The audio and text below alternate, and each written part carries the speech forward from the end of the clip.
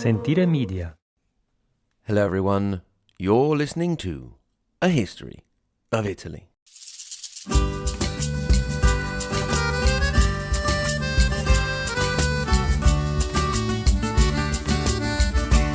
Episode 102. Venice kicks off its 14th century. E non posso più accucciarmi e così ritorno su. Lascio I colli nelle valli tra due salici piangenti. Io ritrovo la speranza di un amore che ormai fu. Just a quick organizational housekeeping note. This episode was originally supposed to include both Venice and Genoa, but it came out rather a lot longer than I had intended. So we'll only be talking about Venice in this episode, and it will come up a little bit short. Apologies for that. But I preferred to keep the narrative of Genova whole, and so you'll be getting a bit more next time. Again, apologies. So, in this episode, we're going to be doing a little bit of catching up with Venice. There will be a lot of events and dates in this catch-up episode, and as always, I do not expect you to remember them all. So, you can put your notebooks away and relax. You don't have to take it all in and memorize it bit by bit. Unless you're doing an exam on 13th century Italian history, then it might be time to get to work. We left our good old friend Venice a while back as it found itself going from a powerful commercial city-state to a land empire thanks to the unexpected turn that the Fourth Crusade took, i.e. ending up in a temporary fall of the Byzantine Empire to the Crusaders, Venice in the lead, and the establishment of a Latin Empire in its stead. During the Crusade, Venice had been under the leadership of its famous 95-year-old and almost completely blind Doge Enrico Dandalo. You will remember that the Doge, or Doge in English, was the name given to the leader of the Republic of Venice, deriving from the word duca, duke.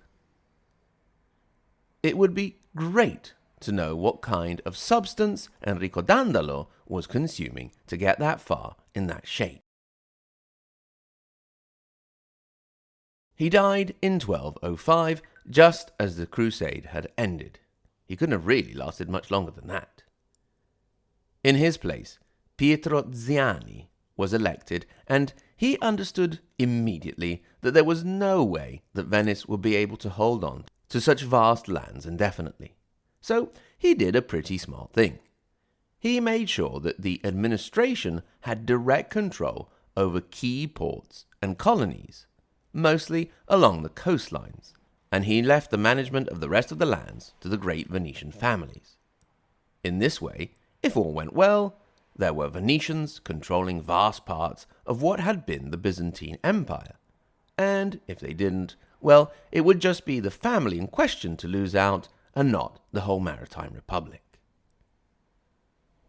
Ziani also looked internally to administrative reform. His organization was very confusingly called the Signoria. You'll remember that this was the name that was being given to the hereditary rule of single families that was taking the place of our lovely communes all over Italy. This Signoria was made up of the Doge himself, 6 councillors of the Doge, and 3 members elected by a body called the Quarantia. The 13th century for Venice was a period of continuous reform.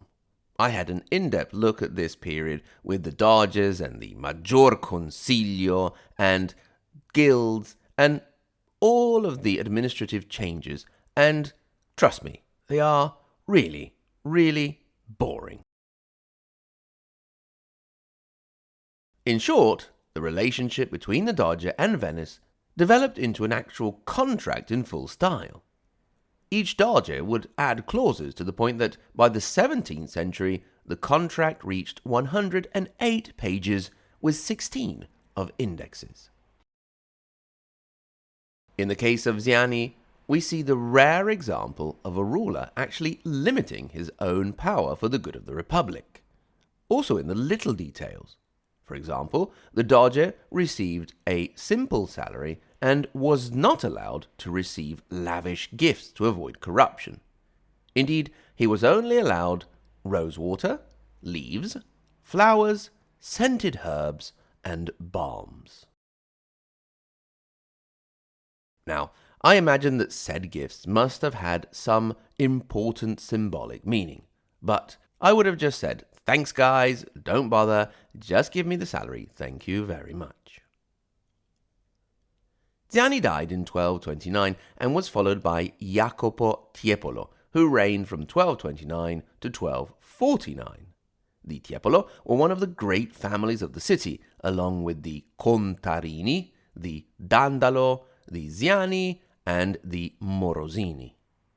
Indeed, it was under a Morosini doge later in the century that the Signori della Notte, an early form of nighttime police, was introduced after lighting had been introduced in the previous century. Anyway, Jacopo Tiepolo also enacted some reforms and had a similar outlook to the new Venetian Empire, knowing that it couldn't last. Indeed, it would be in the year 1261, under the Palaiologus dynasty, that the Byzantines would take back their empire again. The reigns of the two doges mentioned from 1205 to 1249 coincide with the rise and fall of Holy Roman Emperor Frederick II, with whom Venice initially got on okay, but in the end they found themselves fighting against him. Indeed, when the communes once again came together to form a league against the emperor and were defeated at the Battle of Cortenova in 1236, the son of Doge Jacopo Tiepolo, Pietro, was captured and later executed. Revenge came 3 years later, when Venice allied with the papacy, Pisa, and Genoa to defeat the emperor. The alliance with Genoa was quite a rare event, and the two republics usually spent most of the time in a state of constant on and off warring and raiding and fragile peace. The culmination of this came with the Battle of Curzola in 1298, in which Venice was defeated. But we'll leave that for a bit later. Having mentioned Genova, we will get to talk about them in the next episode. In the meantime, we need to get Venice into the 14th century. Before we do that, a last word from our sponsors. The issues that Venice had in the 1300s did not regard as usual the sea, but they came from inland. One of the close neighbours in that direction was Azzo VII Este, Lord of Ferrara, Modena, and Reggio Emilia. Yes, we will be spending a little bit more quality time with the Este family in a later episode. They are quite important. Venice had always had a somewhat ambiguous relationship with Azzo, and when he died in 1308, his descendants couldn't make up their minds. One of them, Fresco, wanted to hand over control of Ferrara to Venice. Another, however, Francesco, wanted to assign it to Pope Clement V up in Avignon. And, of course, the Pope said something along the lines of, "My job is to take care of the souls of every good Christian. What would I do with lands and cities?" He did not say that at all, obviously.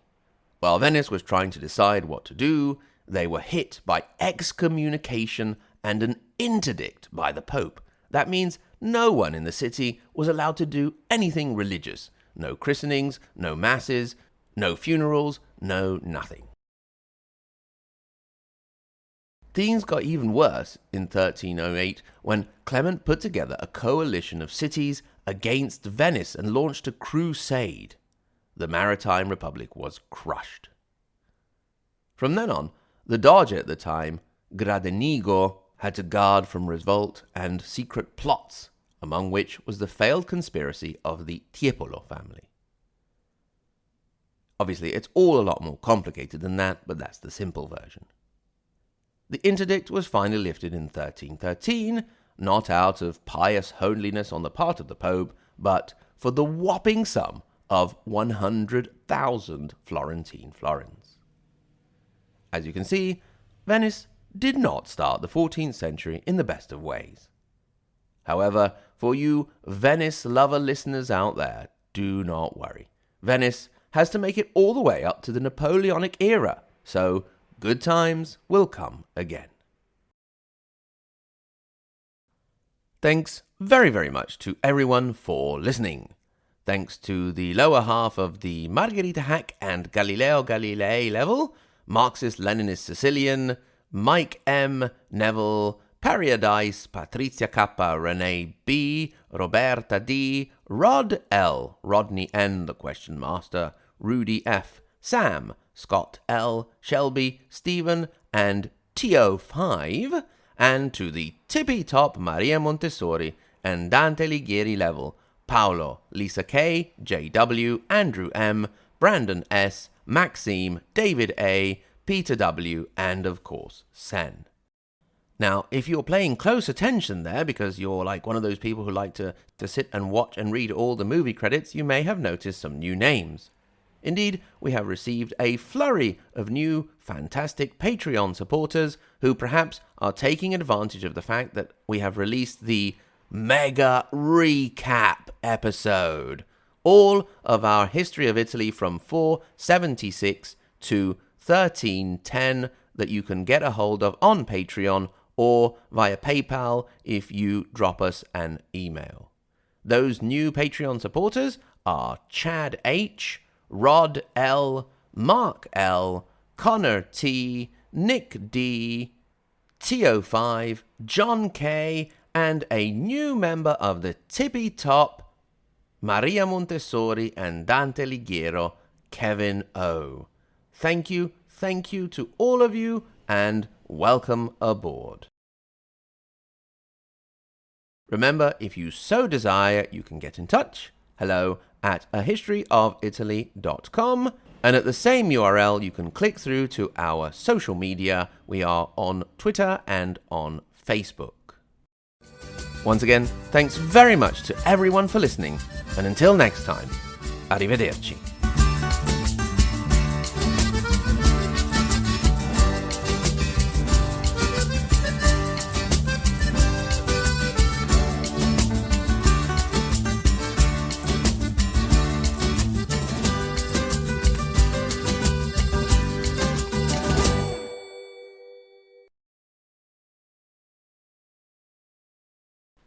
Ah, Your Excellency. Congratulations on your elections of a new Doge. Thank you, my fellow citizen. We just need to get your signature on the contract here. Ah, yes. Where is it?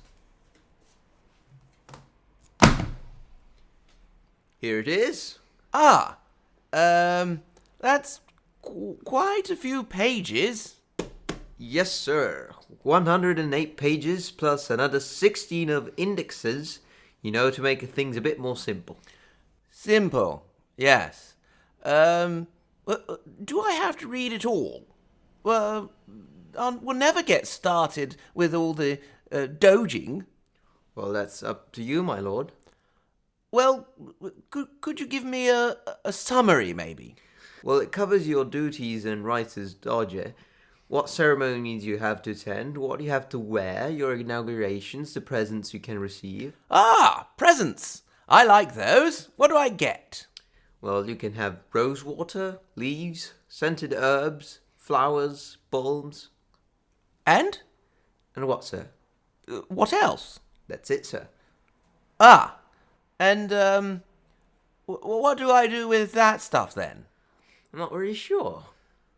Well, I suppose some flowers would be nice. Brighten the place up, don't you know? How about some tulips? No. Daffodils? No. Hydrangeas? No. Lilies? No. Roses? No. What can I have, then? Daisies or dandelions? Well, daisies and dandelions it is, then. No, sir. Daisies or dandelions. You can have both. Now, you're not an emperor after all. All right, well, make it daisies then. No, sorry, sir, you can't. But you said that. Why not? It's Thursday, sir. You can only have daisies at the weekend. Oh, bother. What about pets, then? Pet, sir? Yes, pets. Can I have a pet? Yes, just a moment. Ah, yes. You can have a starfish, a mouse, a small pebble, a baby sea monster, or a tadpole. Baby sea monster? I'll have one of those.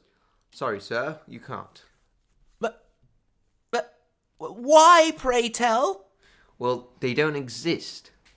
Well, that is true. Okay, a tadpole then. I shall call him Heraclitus, and when he becomes a frog, I shall... No, sir. What? I can't even have the tadpole? Oh yeah, you can have a tadpole, but not a frog. But tadpoles are baby frogs. Yes, we come and take it away when it starts to sprout legs. I don't know if I want this job anymore. You can't, sir. Can't what? You can give up the job, only in the case of death or sea monster attack on the city. Wait, sir, where are you going? I'm going to jump in the lagoon. But you're not allowed to do that until after breakfast. Watch me! Sentire Media. Hey, podcast producers and show hosts. Do you want to join a podcast network that celebrates all things Italian? At Sentire Media, we understand the allure of Italy and its unique culture. Our devoted team of hosts and producers are all driven by their shared passion for Italy. And we work tirelessly to create the best lifestyle podcasts and content that will whisk you away to the very heart of Italy. With us, you can savor the mouth-watering flavors, get lost in the stories from the past, break down the cultural barriers, and truly immerse yourself in the vibrant traditions of this intoxicating country. If you have a great podcast idea or are already in production and would like to join Sentire Media, head over to sentiremedia.com, that's SENTIRE media.com, and find out how to submit your show.